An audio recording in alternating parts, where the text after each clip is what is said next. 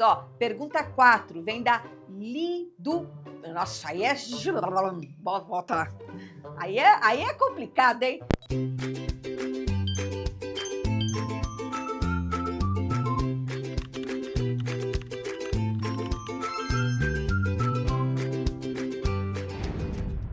Oi, pessoal, tudo bem? Aqui é a Lu Brits, daqui da Neurosaber, e hoje é um dia muito especial. Tadã! Por quê? Porque começamos uma nova série no nosso canal, o Neuro Responde. É um quadro de perguntas e respostas onde as suas dúvidas são respondidas por especialistas e com muita evidência científica, porque aqui a gente não brinca não, hein? E para abrir com chave de ouro, vamos responder as 7 dúvidas mais comuns sobre autismo que vocês, os nossos queridos seguidores, nos enviaram. A ideia é que, além de esclarecer essas questões, a gente consiga também proporcionar mais compreensão sobre o tema. Então, se você tem dúvidas sobre o autismo, fique com a gente até o final, porque a resposta para a sua pergunta, pode estar aqui. E antes de continuar, aquele recadinho, né? Já se inscreve aqui no canal para não perder nenhum vídeo futuro dessa nova série, combinado?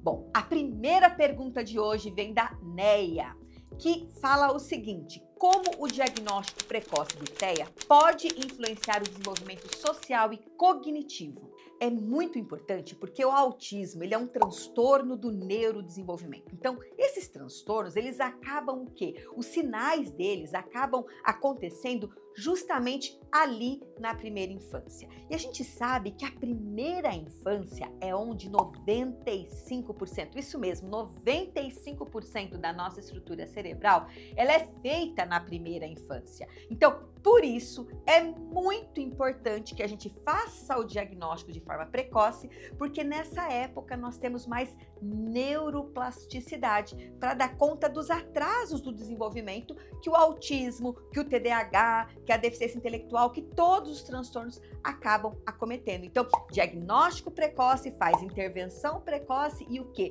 Potencializa, diminui os atrasos, potencializa o desenvolvimento de todas as crianças, principalmente as que têm transtorno espectro autista. Já a segunda pergunta é da Daniele dos Reis Godoy.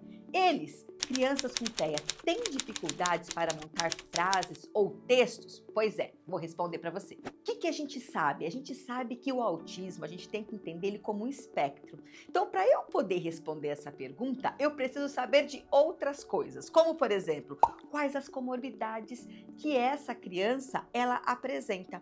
Ela tem deficiência intelectual? Não tem deficiência intelectual? Ela é verbal? Ela é não verbal? Ela tem outros transtornos associados? De uma forma geral, a gente sabe que o quê? Quando eu falo nessa questão de formar frases, a formação da frase escrita, ela precede a formação da frase oral, que ela vai depender e vai ser influenciada pela linguagem, pelo desenvolvimento da linguagem. Como a gente sabe que o TEA, ele acaba tendo um déficit importante de comunicação e também, né, na questão da linguagem, a gente entende que sim, eles apresentam mais dificuldades para estar fazendo essa relação, seja na linguagem oral como na linguagem escrita. Então é muito importante o trabalho de um fonoaudiólogo para estar aí auxiliando, desenvolvendo toda essa estrutura linguística para que essa criança, né, esse aluno com TEA, se desenvolva plenamente.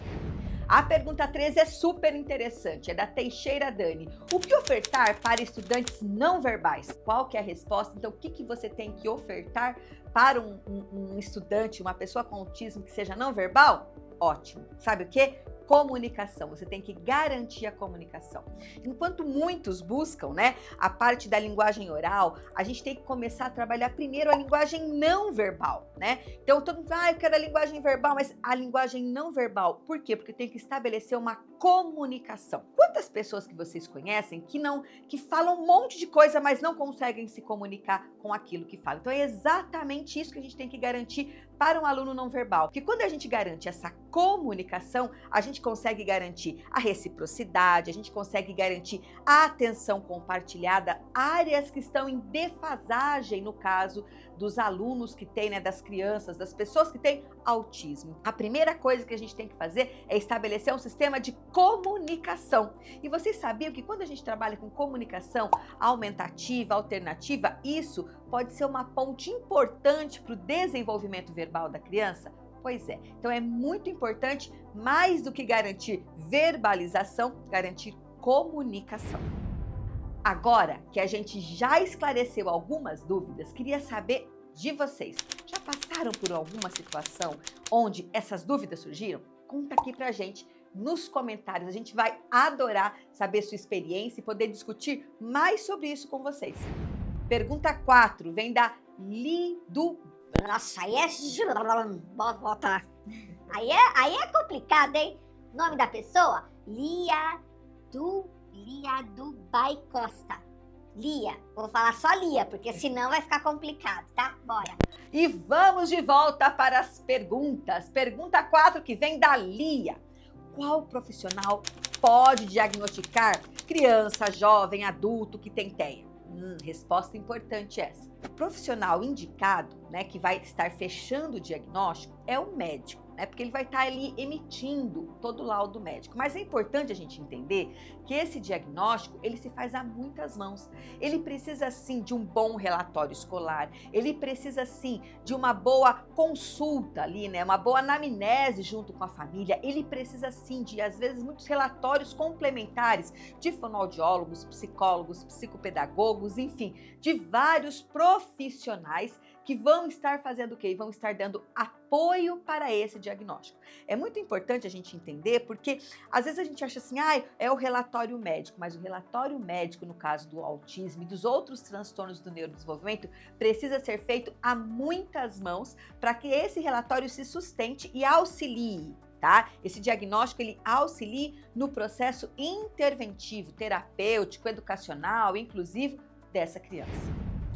Olha só, temos uma pergunta de um dos nossos colaboradores aqui da Neusaber, o Guilherme. Olha que legal, ele mandou a seguinte pergunta: como preparar um adolescente autista para o mercado de trabalho? Como tudo na vida, nós temos potencialidades e temos dificuldades. Eu, você, todos nós temos. E isso também, óbvio, vai acontecer com pessoas que estejam aí dentro do espectro do autismo. Então, o que eles têm de diferente que pode ser uma carta na manga nesse caso?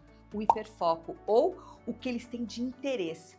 Quando você coloca uma pessoa com autismo fazendo alguma coisa que ele gosta muito, ele vai se desenvolver de uma forma muito assertiva. Geralmente são trabalhos mais analíticos, que eles não têm o quê? Contato com muitas pessoas, né? Então é interessante a gente olhar, né, toda a descrição e toda a composição do quadro e também olhar para os interesses que esse adolescente pode ter.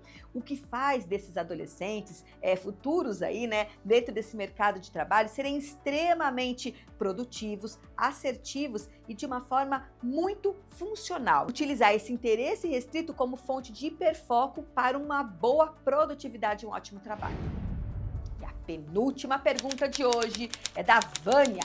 Toda criança no espectro autista pode ser considerado um autismo clássico? Pois é. Não, né? Até esse termo autista clássico, né? A gente acaba tendo essa questão do transtorno do espectro autista, porque a gente entende que é um espectro. O que é um espectro? Tem várias tonalidades. O diagnóstico, sim, ele é único, né? Então ele tem lá pessoas que têm dificuldades em comunicação, que têm dificuldades na questão social, né? Na comportamentos, a hipersensibilidade. Então isso, ele perdura, né? Ele coloca em todo o quadro, mas nós temos ali questões específicas de cada autista, como, por exemplo, as comorbidades. Então, cada autista carrega, além do diagnóstico de TEA, comorbidades específicas que vão dar o tom para esse autismo. Então, nós temos desde autistas que têm altas habilidades até autistas que apresentam deficiência intelectual, autistas verbais, autistas não verbais, então, que tem outros transtornos como TDAH, TOD, transtornos psiquiátricos, esquizofrenia. Então, olha a variedade que tem esse quadro. Por isso, a gente falar em autismo clássico, hoje em dia, isso nem se usa mais, porque o que a gente tem é uma composição de um diagnóstico com vários quadros comórbidos. Nossa última pergunta do dia, pessoal, é da Maria Helena. O que não pode faltar na primeira intervenção com um autista? E essa pergunta a gente tem que olhar o quê? a composição do transtorno. O que é um transtorno do espectro autista? Ele é um transtorno de comunicação e de comportamento. Então, o que eu preciso trabalhar de primeira no caso do TEA?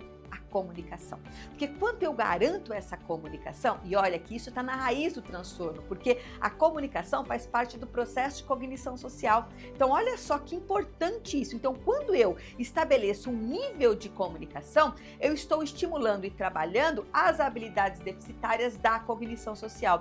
E como que eu vou fazer isso? Através do desenvolvimento da linguagem não verbal, enfim, tá trabalhando isso de uma forma estruturada, porque a partir do momento que eu tenho essa comunicação, eu também começo a melhorar as questões do comportamento, eu começo a ter uma melhora global do quadro. Então, a primeira coisa que a gente precisa garantir no transtorno do espectro autista é comunicação.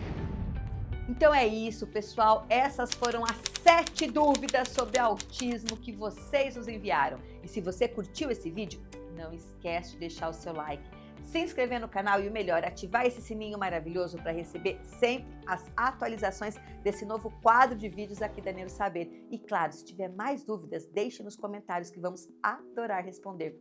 Uma outra coisinha, pessoal, se você ainda não segue o nosso Instagram, o que vocês estão esperando? Bora lá, aproveita agora para fazer isso, porque é por lá que nós vamos estar fazendo novas perguntas para o próximo vídeo dessa série maravilhosa. É isso aí, pessoal. Nos vemos no próximo Neuro Responde. Deus abençoe a todos e até logo. Tchau!